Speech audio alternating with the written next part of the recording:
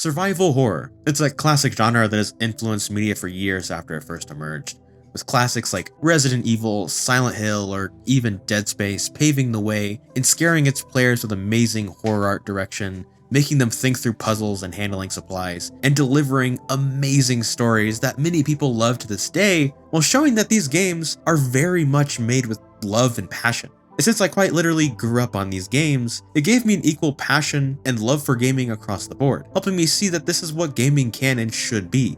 So it's no surprise even these trailblazer games are still around. Just look at Resident Evil, which is still going on strong with a Resident Evil 9 announcement any day now, and even Konami back in game development with the Silent Hill remake, which I'm admittedly kinda scared it might suck, which is a bit of a sign of the times with a lot of AAA companies in 2024 and even 3 having horrible news come out to reveal layoffs, horrible working conditions, or even just straight up bad games like the Redfall or Suicide Squad debacles. And even when looking into previous years, survival horrors had its stinkers as well, with the questionable Resident Evil 6 and series-killing Dead Space 3, showing that while developers have a love for what they do, big corporations are killing the industry, with games not being made to deliver amazing experiences you can buy and enjoy, like the previously mentioned survival horror masterpieces, but places where you can spend your time and money to maximize the profits. Which isn't exactly true for every company, but even someone like me who tries to be hopeful always has that thought in the back of their heads, causing a lot of players to look towards smaller indie titles nowadays, where creativity is ripe with developers looking to just make good games,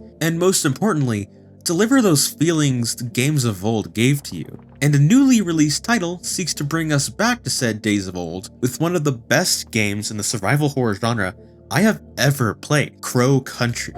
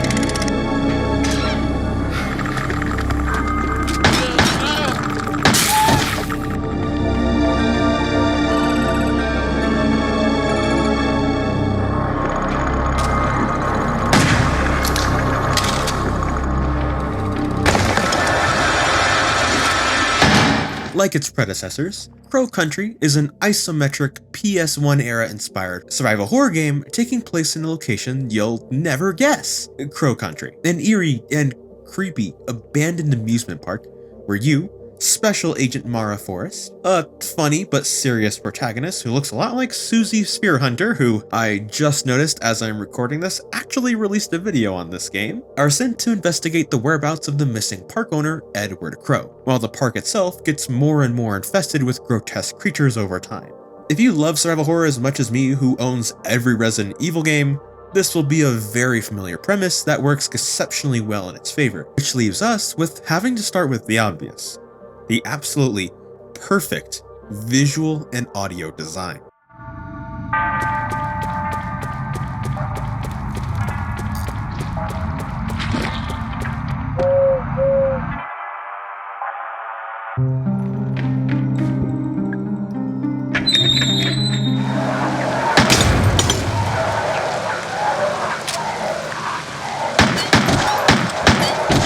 Just looking at this game, you can understand what it was looking to do and where its inspirations come from. It wears that original PS1 and Xbox style on its sleeves, doing everything it can to feel authentic as possible.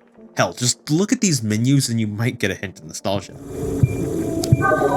Graphics are fittingly low-res and polygon, giving a lot of Silent Hill vibes with its crunchiness that still manages to make things look horrific, anxiety-inducing, or comforting when it needs to be. This is supported by the fact that Crow Country itself feels and looks meticulously crafted across the board, with every single location feeling distinctively unique, like the fairy forest's previously playful nature, ruined by the years of abandonment and the horrors that have popped up. or the spooky woods turned from a place meant to scare people for fun turned genuinely eerie. Even the entrance and square where you will run around the most feels like it's welcoming you somewhere you feel like you really shouldn't be. The ambience is amped up again with simple yet effective particle effects you will see everywhere, like a room where dust is being lit up by a crackling fireplace, a stressful maze where the wind is knocking leaves everywhere as the dead and dying trees sway in the wind. These locations also have absurd amounts of small details, varying from the stuff you can pick up and interact with or use to generic things like trash, junk, or more concerningly, blood. Lots and lots of blood, conveying that this location was used frequently, but now everything seems to be dropped where it was and left to rot, but also indicating quite well what can and can't be interacted with. Whether it's supplies you can actually use or just flavor, it's all useful in some way, and can often be funny with Mara's inner dialogue when you check something that is obvious or gross.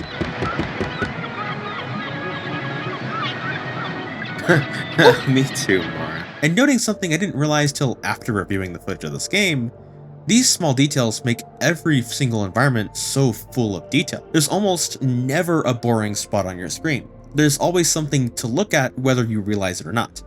And when there isn't, like the backroom section, it makes things feel like something is absolutely wrong, even if the area is safe, making me not trust it.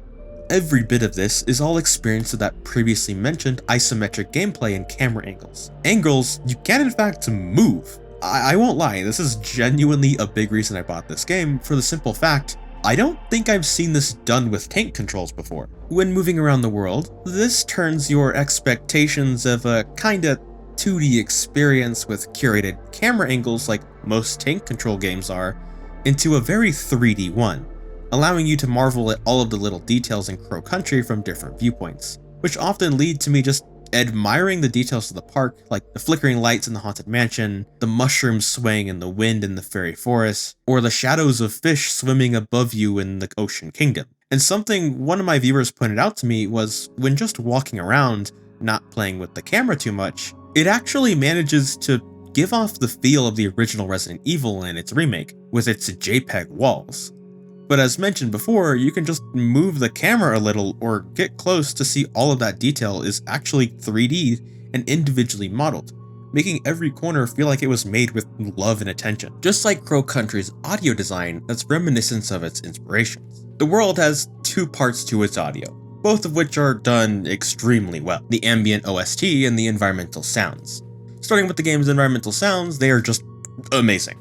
The locations are airy with an eerie breeze almost everywhere outside, making a sense of dread as you slowly creep your way deeper into the park, while the employee backrooms are oddly quiet with just the hums of air conditioning and electronics, confirming that there is at least a little life to the park itself.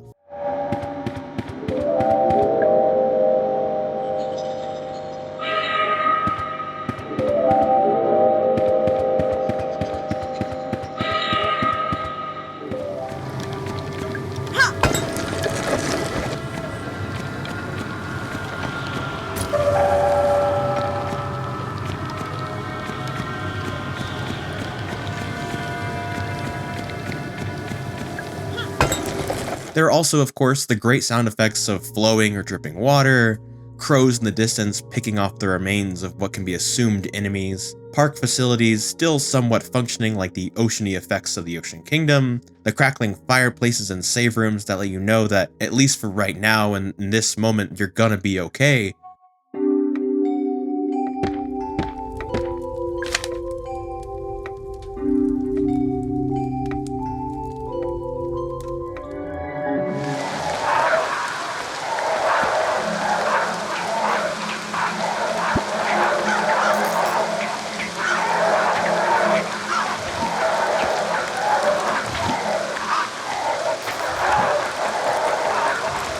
This is all supported by that previously mentioned OST that is very reminiscent of Silent Hill and Resident Evil. Yeah, expect a lot of comparisons to these games, especially with a lot of these tracks sounding very similar to those titles.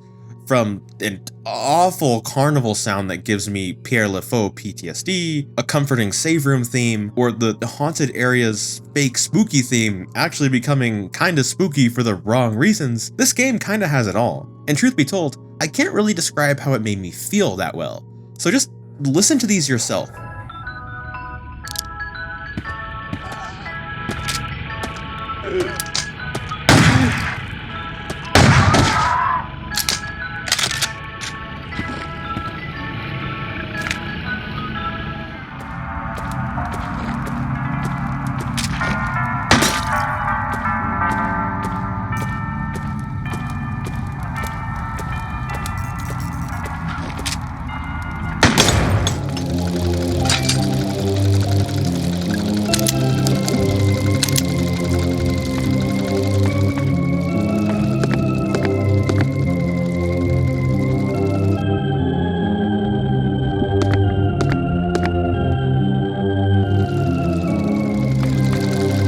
Amazing. Anxiety-inducing, but amazing. When actually interacting with stuff, there are also incredibly responsive and satisfying results as well. When using valves, speaking with electronics, or opening metal doors, there's this squeakiness and crunchiness you'd expect of a rusted, uncared for metal.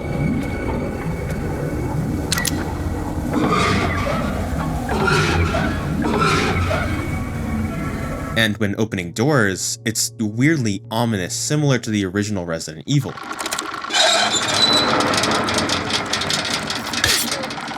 Of course, even the little things sound really good too, like the click of your flashlight, stomping of your shoes against each surface. And when picking things up, there's also this really nostalgic jingle that plays, which is so cheery feeling that it actually works really well with the horror to build the weird factor of this experience. Meanwhile, when fighting, your weapon sounds great as well, with the gun sounding simultaneously high and low quality, definitely similar to PS1 games, with the handgun sounding reliable but also like a pea shoot. The absolutely cutest Magnum I've ever seen sounds like a beast that can take anything down. The grenade with its metallic bounce before the explosion.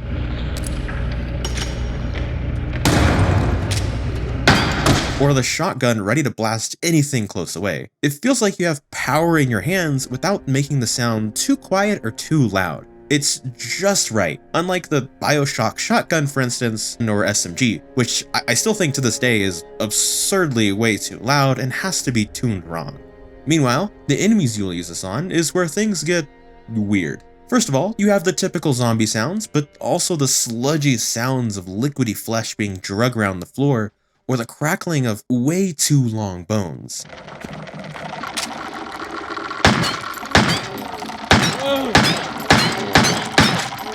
And speaking of these designs, let's take a slight segue to take a closer look at them. Character and enemy designs, like the rest of the game, are absolutely peak.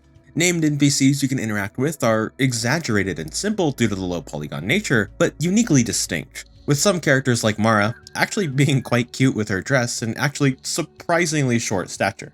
A cop known as Harrison who, like Leon, is way in over his head, and later some incredibly grotesque work. The characters are also animated very simply but effectively replicating the PS1 era games, with movements that are smooth but not complex, with slight movement in the arms or swift nods of the heads when conversing to convey speech. Just like older games that genuinely needed to do that to convey emotion because they were so low poly. They even have the very subtle character idols you'd see as well. It honestly gives a bit of an original Resident Evil 1 or Final Fantasy VII vibes, where the designs are cute, but the situation is very much not so, especially with these gross enemies the team managed to put together. These guys are known as Gess, and are absolutely disgusting and creepy.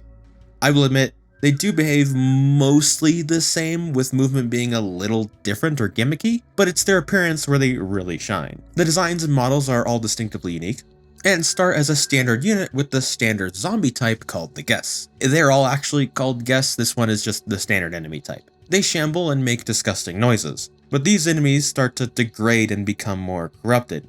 becoming what I'd call special types, with some becoming the Goblin, a smaller and more deformed version with a giant head and a smaller body, before getting even more terrifying with one that's made of what seems like incredibly stretched, bony limbs like SCP-96, resulting in him being kind of fragile. And this enemy kind of shocked me, making me slow down in my tracks the first time I heard it and saw it, with its shaking and slowly moving limbs. On the other end of the spectrum, there's this big guy made of way too much flesh and bones poking out of it that slowly lumbers, but obviously will pack and can take a punch. And even wilder, there's one enemy type that is just a pile of formless flesh that slowly lurches towards you to reveal a face. It's both the weapon and weak spot. Besides disgust, all of these enemies have an aura of mystery around them, and helping increase that theme of mystery and the ability to not understand what we're looking at is an almost blur effect combined with the already intentionally low resolution that makes them feel even more otherworldly.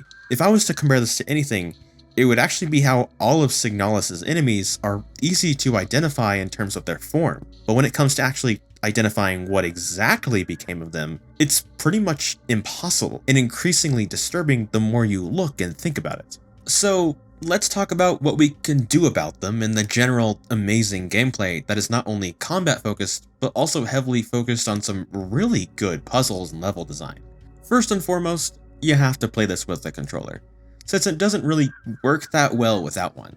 Now, as mentioned many times before, the game is isometric, putting you in said 3D space. Your standard movements include a very slow walk, which I at first thought was way too slow, but I actually used a lot to creep around corners or through corridors to prevent getting jumped, or honestly to just ogle the environment and Mara herself. Holding B or right trigger will cause you to sprint, which is exceptionally useful for dodging around enemies just like Silent Hill or Resident Evil. Meanwhile, pressing X or your equivalent will turn your kinda pathetic flashlight on that illuminates a very short distance that is just enough to light your way, revealing any traps or danger lurking in the darkness. It's worth noting there is no melee like Resident Evil, which I'll be honest is kind of a good thing because to this day I don't think I've actually ever gotten a kill with the melee across the entire series. Although, to be fair, it's mainly for breaking stuff, which you can't do here, so breaking anything's gonna cost you a little bit of ammo. So far, that's fairly generic gameplay, which isn't bad, but nice and familiar if you like survival horror. It's when aiming that the game brings up the really unique take on combat. Your UI, which to this point has been very minimal, pops up in full, displaying basic controls. Swap weapons, reload, fire, or grenade, and most importantly, your aiming reticle or laser sight. To win in this mode, targeting enemies will be something familiar, yet new. You are locked into a standstill, but can turn in any direction just like Resident Evil 1 through 3. Which I'll admit, I still am not confident I aim right in those games, but instead of auto-targeting for the most part, you have to manually aim your weapon at whatever you want to shoot. It's admittedly a tad jank, but not in a bad way, instead being the more fun jank you will eventually learn and love. If I were to describe it compared to anything else, it would actually be the original Resident Evil 4's aiming thrown into an isometric camera angle, and it works really great, building a bit of pressure on you as you aim for the enemy as they slowly close in on your location, looking to tear you apart. You feel it especially when fighting special enemies or groups in close quarters where you need to run away then adjust your targeting, or when utilizing Crow Country's environmental hazards like the typical red barrel for killing groups, wall electricity, which I have no clips of killing enemies because I only ever hit myself with it, or disarming the traps which start to inhabit the amusement park as time goes by. It certainly helps each weapon feels unique in their own way, like the pistol that, while not hitting hard, can be fired in quick succession, the shotgun that blows enemies away at close range, or the Magnum which does the same, but better at any range. You of course also have an item economy needing you to manage ammo, which, truth be told, I never actually ran out of till the very end. And even if you do, if you go back to the car you arrived in, you can actually grab a magazine's worth of handgun ammo to bail you out. When getting hit, you also have multiple stages just like the original Resident Evil. Fine, okay, caution, and danger, which changes your movement as well as your portrait and your inventory. You can use small or large medkits to heal the appropriate amount of health. There is also a poison status that needs either an antidote or a large medkit. This sounds like a lot, but healing is actually very plentiful, especially given these enemies really don't hit that hard and are incredibly easy to avoid. Unlike the immobile bear traps, which I hit all the time. Every single supply is also relatively easy to get your hands on as well, with decent amounts scattered throughout the maps, and you also being able to sometimes just get stuff out of trash can or vending machines. Just don't question how there is ammo in a vending machine, or how safe and sanitary the trash can medkit is as you pocket and use it later. Speaking of the inventory, you can also technically reload weapons here, but it's kinda useless. Future me here, I actually found out you can just reload all of your weapons at once here while pausing the game, so if you're in a bit of a pickle, it's not a bad idea to use it, but you're often not in a situation where you really need to do that, so you can, but it's not a super crazy option. More importantly, you can actually view the map if you've collected it, which helpfully shows points of interest and your exact location.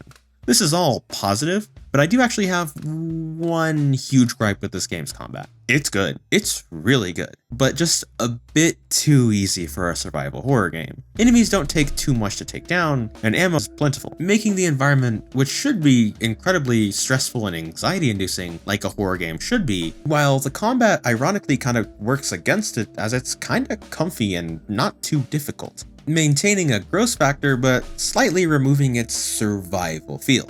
The only ways I really feel you could fix this is, personally, I would just up the damage enemies take by a bit, increase their damage and movement speed, reduce total ammo, and maybe make the enemy density slightly higher to make it more of a challenge. So you actually have to pick what resources are worth burning on enemies, and which are worth the running around and evading. I will note there is actually a hard mode in development, which could totally fix all of these issues, and there is actually a story mode with no enemies, so you can just play for the story if you really want to, even though I'd personally advise against it. Depending on how hard it is, I could see myself wanting it to be the default difficulty, but I'll update in the pinned comment on exactly how I feel, just in case this is the case or it's hot garbage. So, future me here, this hard mode actually released while I was recording the script, so yeah, it's great and actually really difficult. Enemies hit like a truck and are way faster, making them an actual threat I worried about every time, and actually killed me quite frequently, ending my no-death runs. And when injured, Mara can't actually run anymore and is stuck in the slow walk, which is often a death sentence, which is helped by the fact that supplies are much lower, with car ammo being completely gone, vending machines not dropping stuff, and trash cans only being able to be used as a last resort, giving often a single bullet when you're out, which sounds like nothing, but can be a lifesaver when there's a red barrel left up. Needless to say, I absolutely love this mode, and if you want a challenging survival horror, this is the way to play this game. Even when dying on no save runs, I was, annoyed, but also encouraged to perfect the run till I got it, like optimizing damage and timings to get upgrades, like the much needed medkit or sneakers, rewarding you really well for learning the game like the back of your hand. Now, while all of this may sound fun and really good, the actually important part of this game, which I had a hard time finding where to put in the script, is actually Crow Country itself. This amusement park is one of the most dynamic and interactive feeling locations in any game I've played in a long time, actually being about as memorable as the Spencer Mansion or even Talos Station to me. This is mainly due to two things: its puzzle and level design. Each location usually starts as being relatively empty and just kind of eerie when you first arrive, presenting you with a puzzle, notes, or a character to interact with, and your only danger being pretty much bear traps that don't move. So of course I ran into way too many of them. Solving a lot of these puzzles will also require you to genuinely think and investigate every part of the map. For instance, we need the chain and lever to operate a machine to bring something up at the bottom of the hole, which is making freaky sounds. First, you gotta solve a pressure puzzle to get a bronze key, which opens a ton of rooms, but also a new area. Then, you go to the new area and find a puzzle where you need to turn the heads of graves based on their names, which gets you to a room with a safe puzzle that has a crank. Then go to the haunted mansion by solving a bird puzzle to open the main door. Then look at paintings to use them in an obligatory horror piano puzzle to get a gem, that you can then take to some broken swans to replace an egg to control a boat, which gets you the chain. You can then finally pull up the item, which now needs gasoline for a flamethrower, requiring you to search previous or new locations through new puzzles. If you didn't get it, the Crow Country is a puzzle fest that requires you to really understand your locations and actually remember where things were or might be, making it feel incredibly rewarding when getting a main quest item or a permanent buff like the new shoes that make you run really fast with a honestly kinda funny squeaky sneaker sound. And if you do get stuck, the game will actually give you a break and give you a hint at these stations. It's only 8 times though across the whole game, which to me felt like a lot, but it's a nice feature that you can use if you really need it, or if you don't, you can avoid it like I did. This is made even better that after you come to the location for the first few times, solve more puzzles to become stronger, and progress, the area becomes much more hostile, with enemies seeping into previously semi-safe spaces, areas getting way more bloody and corrupted, or traps being added like falling chandeliers, poison-spewing birds, or trick items that are actually pipe bombs. And of course, given these things are traps that don't move, yeah, I fell for them a lot of the time. Jokes aside, I absolutely adore and love the gameplay of this, and it really did hit me at the right time. I was actually playing through Resident Evil.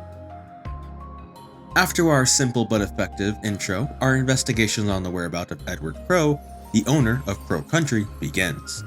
Our first bits of info come from the dossier on our missing man, who was last seen here by a man named Tolman, and this was reported by his daughter herself, Natalie Crow. Coming into the park, it is initially very quiet for a theme park and devoid of life, with just a few eerie sounds of the creaking park attractions and bloodstains littering the place. Given our lack of life, almost all of our narrative information will come from something I absolutely adore in games, but some will most definitely hate: reading notes and terminals. It's a classic form of storytelling for the genre, but I can't deny some people will check out for it, so just be aware. Reading what we can so far, Crow Country has had some peculiar spottings by a photographer known as Arthur Mole, but most people say it's a hoax. There is also internal talk of a mine by some staff at Crow Country, making a mystery right before we find a new picture in a broken camera, where it looks like our photographer is in a lot of trouble, facing down a staggering, almost gory individual. We then meet our first living person, the photographer himself, Arthur, who looks like he's taken quite a blow. We have the option to help him and take him to the car, or just let him bleed out. For narrative reasons, we'll help him and bring him back, where he, for obvious reasons, wants to leave. But Mara can't, since she has to tell Crow something, kind of implying there's something more going on with Mara than it seems. Returning to where we found him in the forest, we find a number in blood, 2106, and heading into staff areas, we encounter our first guests lurking in the darkness. They may be slow, but right now we can't really afford to miss a shot, making Mara need to hit everything. We also pass a bunch of ore after killing them, something quite peculiar for a theme park of all places. Reaching our first save room, we find a couple of things. A comforting fireplace where we can relax and save the game, a collection of tutorials in case you forget, and a binder with every note we've read, which is a fantastic addition. And speaking of, we can learn here based on a few notes. Apparently in Crow Country, there is a gold mine somewhere that they're offloading to Brazil.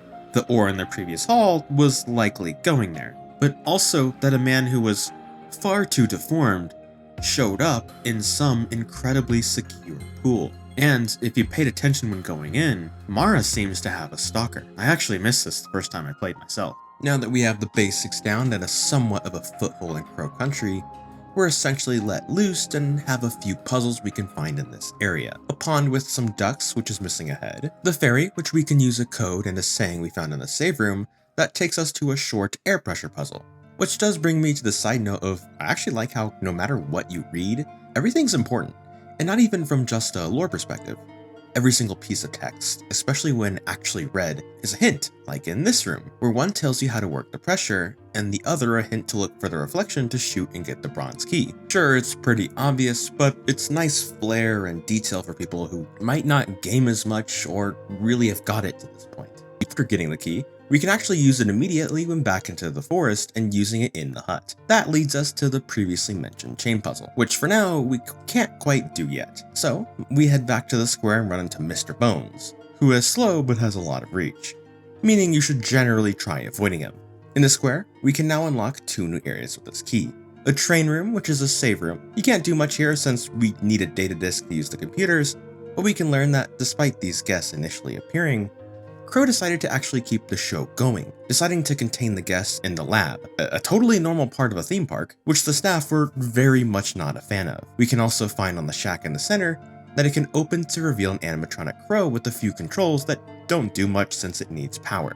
So, since there's nothing to do, Mara uses the crank to move on to the haunted woods, where, when taking our first right, we find a woman known as Julie trying to get into an incredibly heavy-duty door. She ignores us for now to focus on hitting the door, but will be useful shortly. A quick side note, but she really does show exactly how short Mara really is. Like, just look at her and the difference between Mara. Exploring the area, we can find the dungeon to be our closest room, where there isn't much to do here for a while besides read the notes that apparently some people are mad at the fake violence at the park, because people are stupid, and that it's become public that Crow owns a mine, which they did at least try to cover up unsuccessfully. We can then enter the haunted house with a clue from this bird. This house has a very Resident Evil save room sounding song,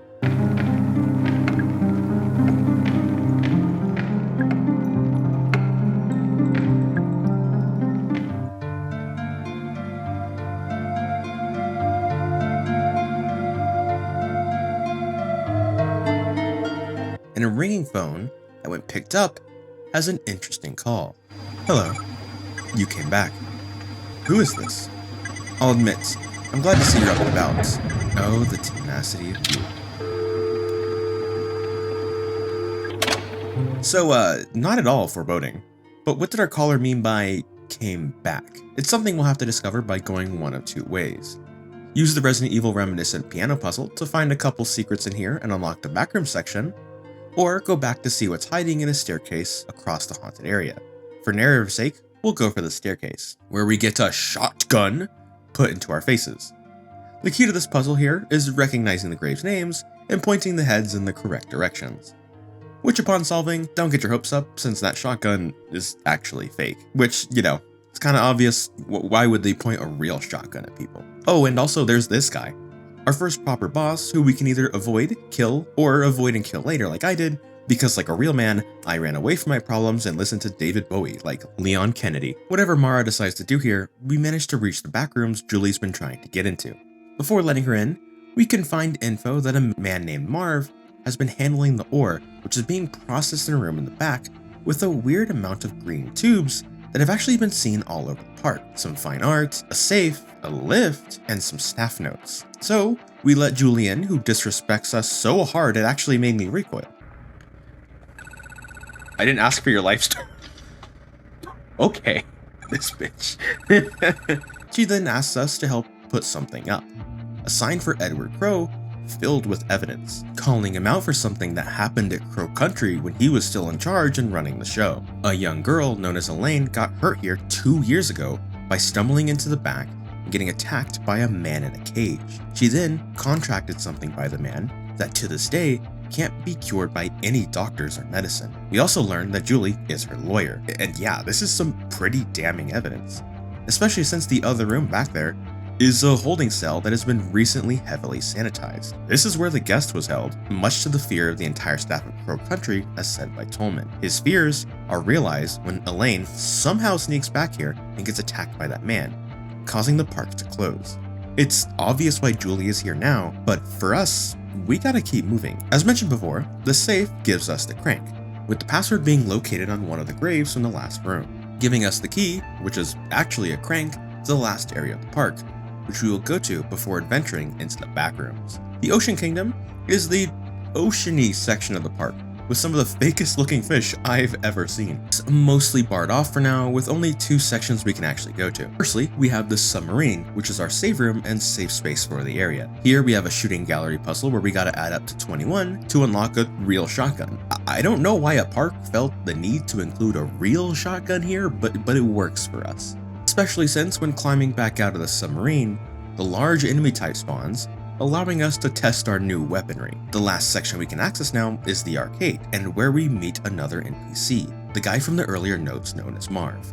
He's here on business with Crow and is mildly annoyed at his little disappearing act. Despite being annoyed, he's actually pretty friendly and is one of the few characters to acknowledge Mara's height and that she actually looks pretty young. He doesn't part with much information after this, besides that Tolman is the man in charge of something known as root excavation, and is apparently in the backroom still. Fun note about talking with Marvin before we leave is that he will actually refuse to talk with us if we shine the light in his face, which is a fun detail.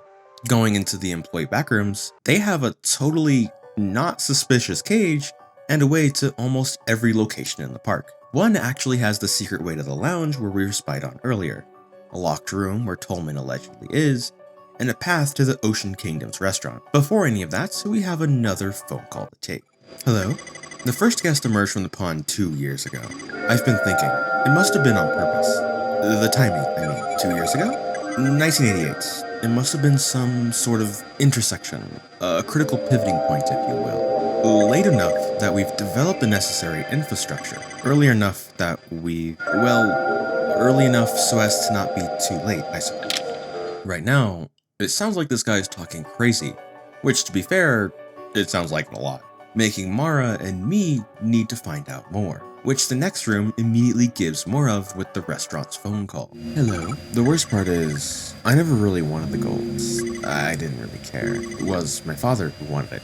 He made the decision to buy the land. Years later, when he died, he left all of Crow Country in my care. I had no choice but to come back, to finish what he'd started. Wait, the theme park originally belonged to your father? No, Crow Country is the name of the land. This land. The mining that Crow's father started, Crow himself is here to finish, no matter what happens. The restaurant itself doesn't really have much for us to do yet since we don't have the tools we need, specifically the trident. We just learned that this pool corrupts and twists whatever goes in it from Tolman's notes. So, our path leads us back to the back rooms in the haunted forest. It has a few enemies and notes with the rooms being left mostly in disrepair. We also hear a gunshot. Exploring the room, we found out that our guests are coming from this pool, but each time more different than the last, more twisted and gross, with the team's only solution being just to kill them. Turning around, we actually find a woman vomiting like crazy in the corner. Giving her an antidote helps her for now. This is Natalie Crow, Edward Crow's daughter. But she doesn't actually have much to say, just telling us the obvious about Crow's office, which is electrified and locked, meaning we need the gold key and to turn off that power. Going back to the last room, here we find the man who game ended himself, Douglas Pike, the man who formerly ran the park, probably the planner and security chief all in one. As it turns out, a man with his status wasn't actually informed of whatever was going on with these guests, but Tolman and Marv was, making him incredibly suspicious, and when he found out whatever happened, well, as you can see, he couldn't take it anymore. Leaving in the opposite direction of where we came from, we enter the Fairy Forest Theater. Here we are introduced to our fast but weak enemy type, the Goblins, of which some seem to just keel over and die for seemingly no reason. After fighting or sneaking our way through, we can take a call from Edward Crow, where he learns that his daughter was hit by the guests, which makes him immediately concerned before hanging up. A weird response to such news. Too weird. With nothing for Mara to find, we can break open the door, because why would she just move it, right? And meet Officer Harrison when reaching the square on his pink bike. He's here looking for Natalie, but his stuff got stolen and tires got slashed by someone before coming here, making him late to the party. He shows concern for us, but also asks where Natalie is. We tell him that she was vomiting her brains out earlier and where she is, which he is thankful for. Quick note about him is that he will show up again in the lounge. If you use the peephole there, Mara actually has some pretty fun dialogue when it comes to spying on it. Speaking with him, he's reading up on the mines and once again tells it to leave, as even he's having trouble with monsters out there, especially since someone stole his gun. Considering we are allegedly Special Agent Mara Forrest, it's peculiar that we aren't telling him who we are, or that he doesn't recognize us as a police officer at all. His arrival, depending on your difficulty, also marks something for the rest of the park. The arrival of new traps, namely the chandelier, which falls when stepped under, the poison mine, and the poison spitter. Don't ask who put them here since I actually don't know either, but now they're here and they make just walking around even more deadly, since you have to keep an eye out for traps hidden everywhere. Especially since now we need to do some puzzling. Remember the secret item I mentioned with the chain? Well, that item is actually a mask and what we need, so we take it to the woods to place on a wall, opening up the maze. This section is a short run to the center. Kicking the pillars will lower the ones with the corresponding logo, while the ones without it will raise it again. Getting through this puzzle to the center isn't actually hard, but this is definitely one of the best areas in the game just by pure aesthetic. The roaring winds pushing leaves combined with your control over the camera in the area is just great.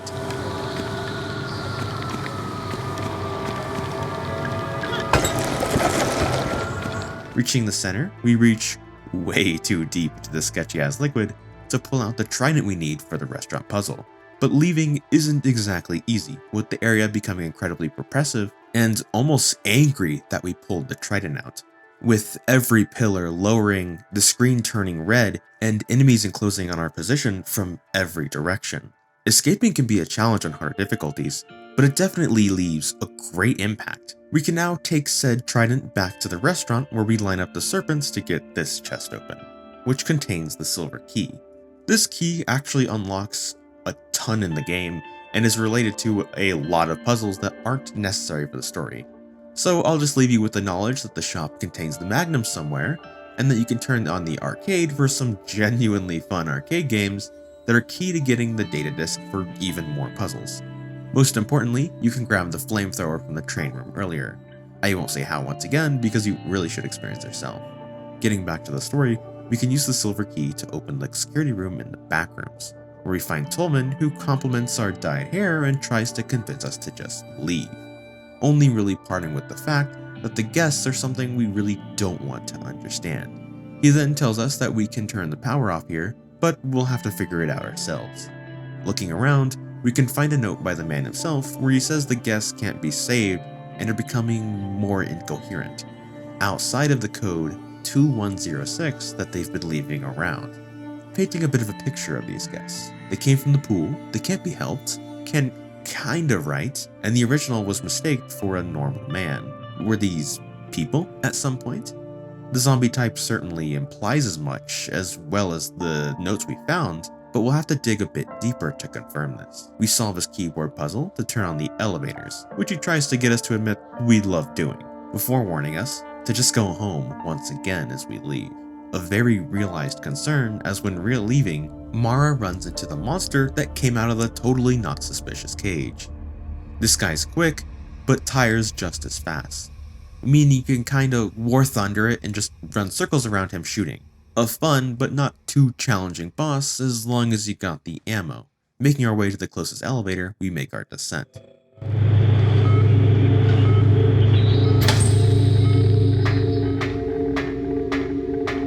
These are the mines, and it's the new environment totally surrounds us with an airy void that is only interrupted by distant beeps and the sound of metal clanking and shifting under ours and the guests' feet. Our only solace from the dark void we can't see down into is the rusting metal platforms made to get us around.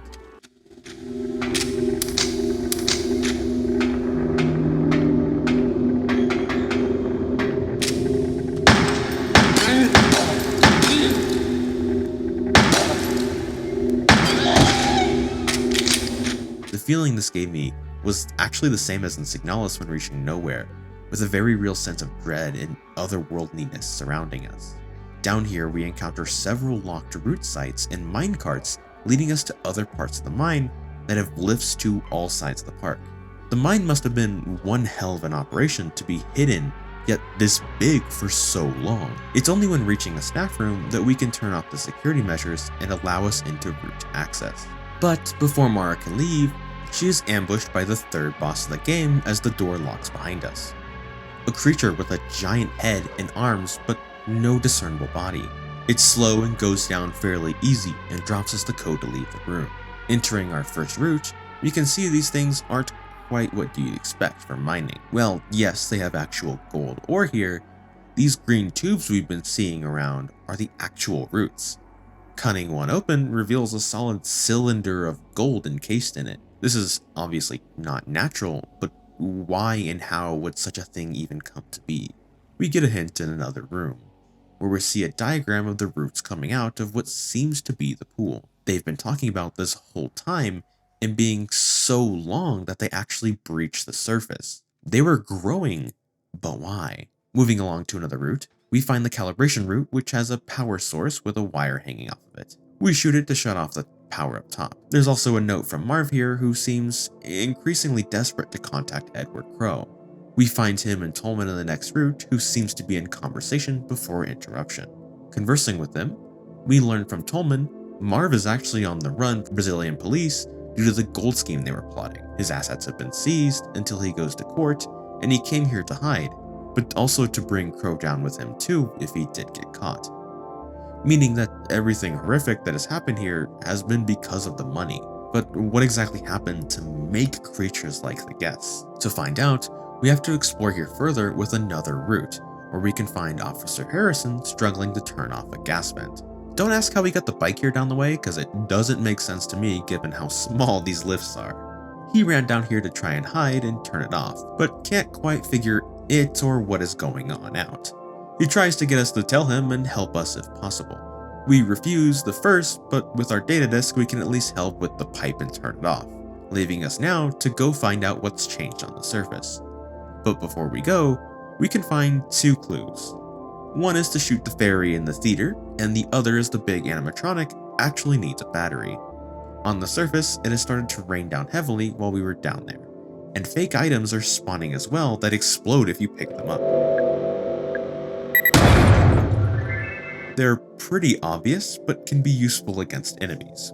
Going to the theater and blasting the fairy, we find the gold key stuck in amber. You can then burn it out with the flamethrower or acid if you found it. We can then take it back to Crow's office, which has been unelectrified. Exploring his room, we can find a lot of important details. Crow was actually a biologist and has been studying the guests, which started showing up around 50% excavation of the roots, which 80% is currently done. They have also become significantly more deformed as it went on, with them obviously caring more about the money than whatever is coming out of the pool. You're still alive. I know it's dangerous up there. A lot of them got out into the open, but I know you brought a gun. Have you been killing them, I guess? They're in no shape to continue living. The ones that emerged more recently, even more so. As I continued the root excavation, the guests became even less, well, some of them aren't even bipedal anymore. It goes without saying, we cannot let them leave Crow Country. We cannot afford to let them to infect anybody else. What are they? Who are they? They are irreversible. Unfortunately for them, another note details that Marv was caught because the gold purity didn't pass inspection. A flickering TV on the other side of the room also seems to show the pool itself, a glowing green with the roots sticking out, but it's a bit hard to make anything else out at the moment. We can pull the picture next to it, causing a statue of his daughter made in pure gold to move, revealing a slithering-like thing emerging in a pit. Reading the book in the room, we learn that Crow and his father found tons of these on the land before they owned it, and when cutting it, gold was inside, prompting them to buy the land. These are obviously the roots, and this one is probably the control root, but the reason it slithers the way it does at this height is a mystery, almost like it's alive. Using the clues in the room, we can open the security room, which is observing a particularly deformed guest, but also our car where Arthur Mole is. We can talk to him again, and he asks if we can just leave. Mara lies here to keep him happy. Turning off security, the enemy barges in, causing our last guest boss fight. It's quick, strong, and fairly healthy. Combining that with this small room, it's actually a tad difficult than the most difficult boss, but nothing Mara can't beat after everything. Retreating to our next path, we find Natalie observing the statue of her. She's not feeling great and just wants to talk to her dad one last time, especially since it seems like us and everyone here wants to kill him. Leaving her to her thoughts, we go back to the Ocean Kingdom to find the heavy-duty door, now open with footsteps leading inside. We can find Julie hidden in a box of ore here. Helping her out, she makes it clear it wasn't her idea and that someone actually threw her in. She personally thinks it's Marvin, but can't quite be sure. She offers her help with anything since we've helped her here so much, which leaves us with just the ride that was blocked off in the kingdom. We can use the gold key to open up the control room and get one more call. You know, I never had a plan for all the gold. In fact, it quickly became a problem. We couldn't sell it, basically, not without arousing a lot of unwanted attention. We had too much of it too quickly, and the shape, those cylinders, well, it's not the normal process, is it? But then I had an idea. What if it was the normal process? Or what if we pretended it was? So Marvin and I devised a plan.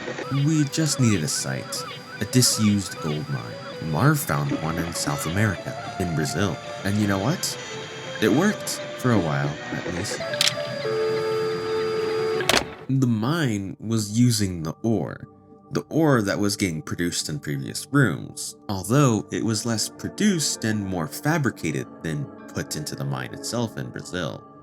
More importantly, Crow also knew that the guests were coming out but didn't care. But more importantly, they infect people heavily, implying they were once people. But how does someone become like this? And what does that mean for everyone here who might have gotten hit by them? Since we're running out of time, we ask Julie to operate the ride so we can take it. She says yes and dons us a captain's hat as she sends us along.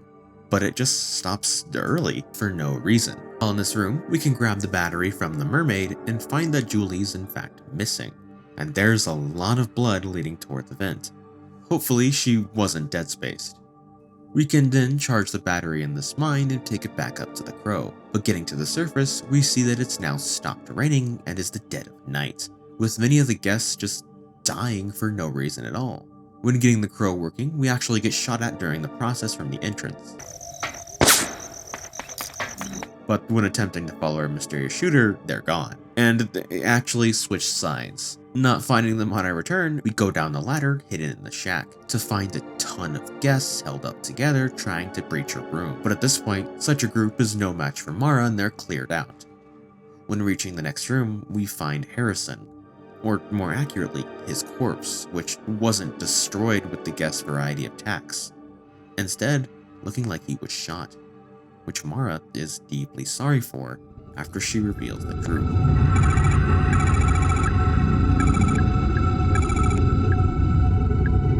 She was never an officer.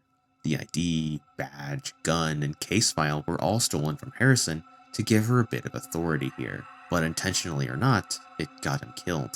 Looking back on it, this makes a lot of sense. No way an officer with a personal vendetta would be sent here. Mara in the beginning was actually trying to remember her fake name and origin. It wasn't just hyping herself. When talking with Marv, she didn't actually know what gun she even had was. And here, a height wasn't just being short, she really is young. But why is she here? And more importantly, who is she? In the next room, Tolman tries to stop us from going further. But when hearing what happened to Harrison, he gets worried. Especially when the shooter himself holds us both at gunpoint. It was Marv. He broke after all the pressure and is cleaning up anyone not associated. He probably was the one shooting at us before we came down, trying to kill us for knowing too much, in an attempt to save his and Tolman's fate from the police. But luckily for Mara and Tolman,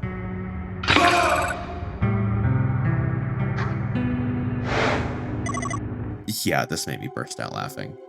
Helping Julie out, she explains the guests drug her in, but didn't actually hurt her, instead just crying and moaning in pain. Tolman elaborates further that the guests actually don't want to hurt us.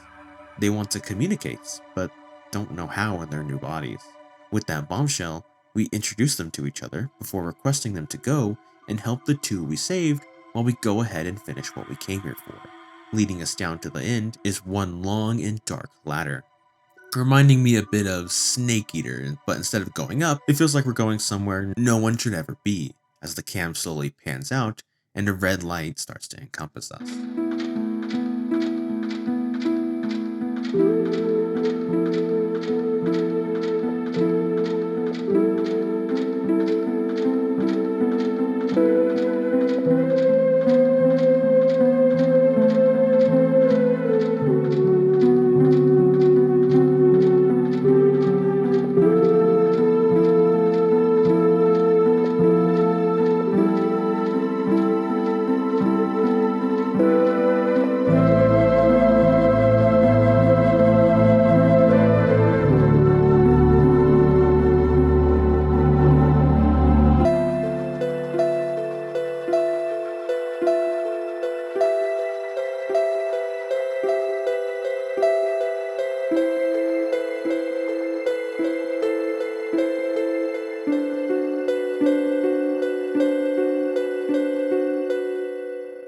Reaching the bottom, we enter Crow's lab, a formerly sterile location where all safety standards are met, with baths, medkits, and hazmat suits, now full of flesh, blood, and gore everywhere. The room itself has an elevator long destroyed, a disgusting bed, giant hermetic doors, and a table with green vials and info on every person who was here. Talking with Crow, he agrees to see Mara as long as she brings the vials with her. Given our inventories are completely full, we dump everything we collected here to make space, letting us look at our conquest and prizes one last time before going off to the deep end.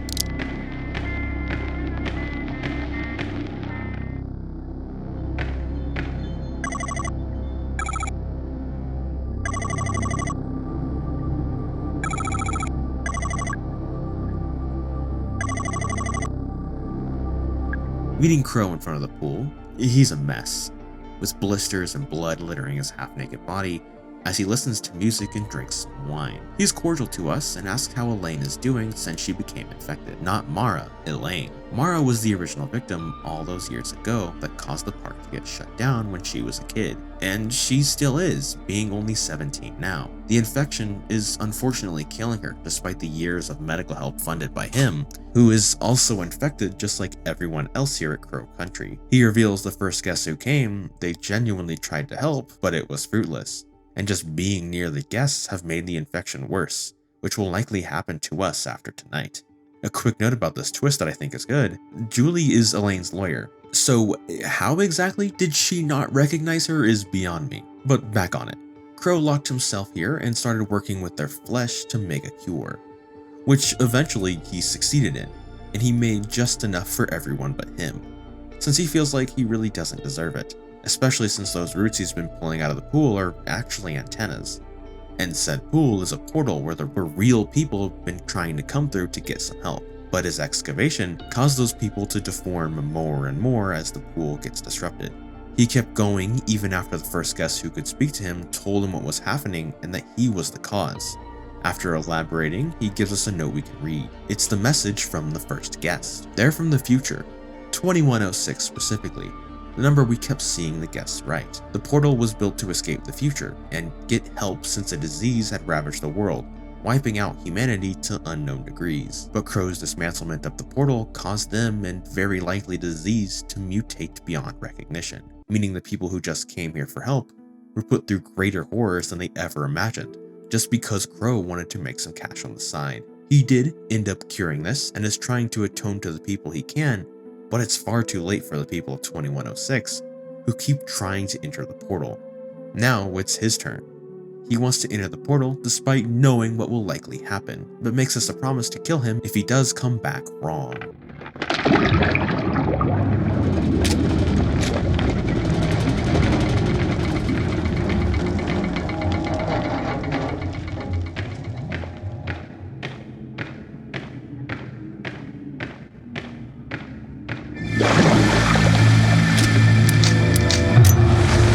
Crow in this disgusting form is our final boss. In this arena, we can dance around just sweeping and smashing attacks while getting in as much damage as possible. This boss fight is great. It's not hard, but it doesn't really need to be, as it's so fun and nostalgia-inducing. I especially love how the green portal we've been seeing and hearing about this whole time gets more and more red as we deal damage, and eventually finish him off.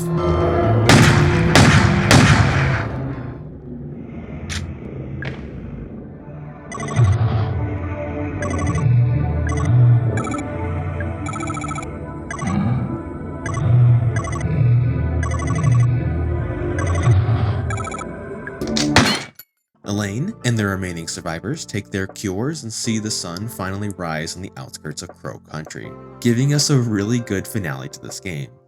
Every question was pretty much answered, with the only one of if the pool is still working being a mystery.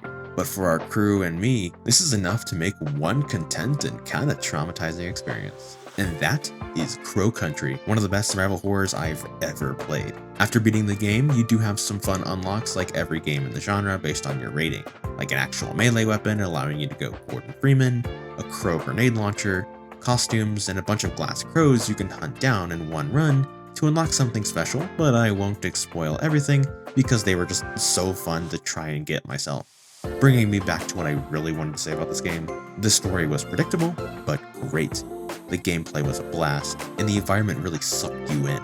I cannot recommend to play this enough if you love survival horror, or if you just like video games and are looking for something new. I genuinely think this is something everyone should experience, especially at that extremely fair price tag.